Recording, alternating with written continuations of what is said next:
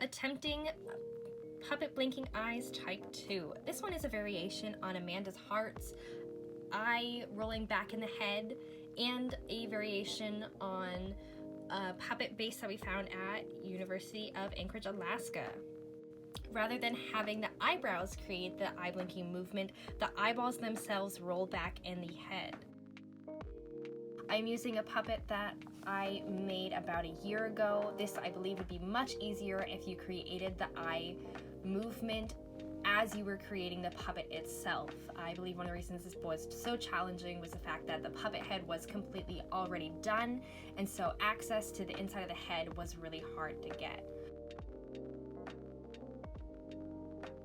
Step 1. Cut holes in head where the eyes will be.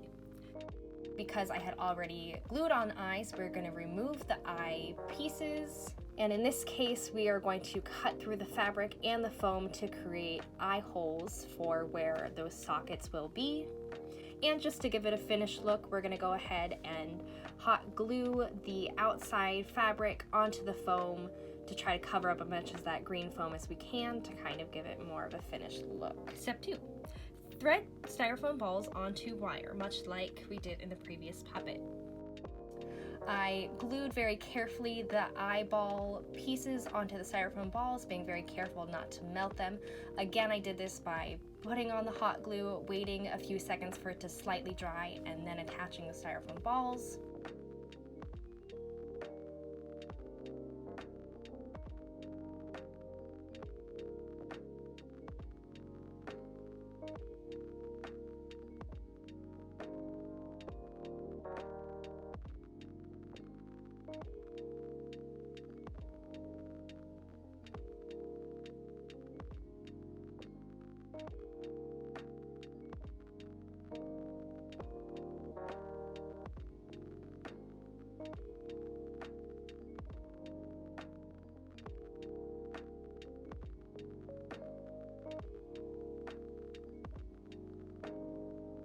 Step 3. Thread additional wire with a loop for securing elastic and thread.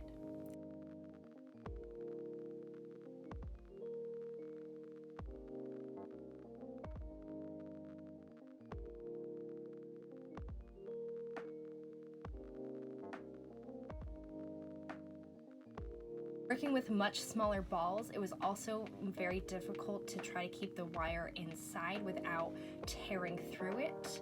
This would be a very temporary puppet if it was going to be done in a show with a very long run. I would definitely recommend using a different type of styrofoam ball because of how small and fragile they are. I don't believe they would last very long.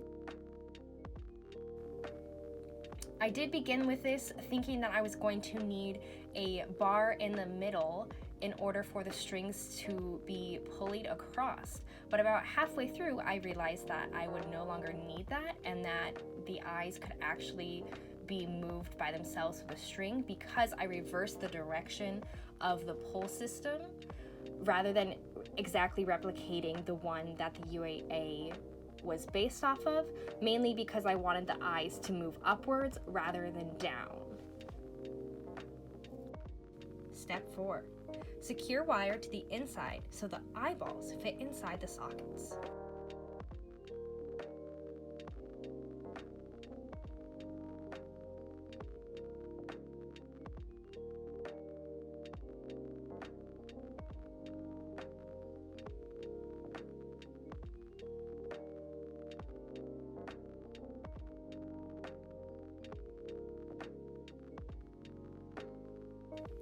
Step 5.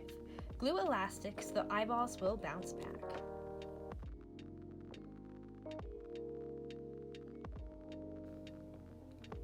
And unfortunately, because of how small the head is and because of the way we are doing things, it is really hard to see a lot of the work I am doing inside the head.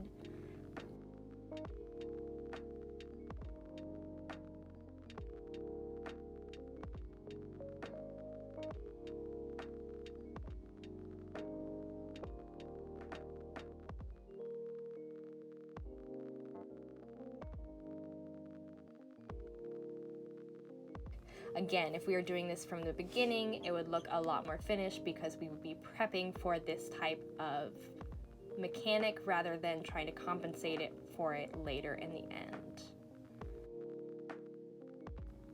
But hopefully you can see a bit of the end result. Unfortunately, one of the eyes does have a much higher movement than the other, but I was able to actually get the desired movement that we wanted. But this was definitely a rough draft.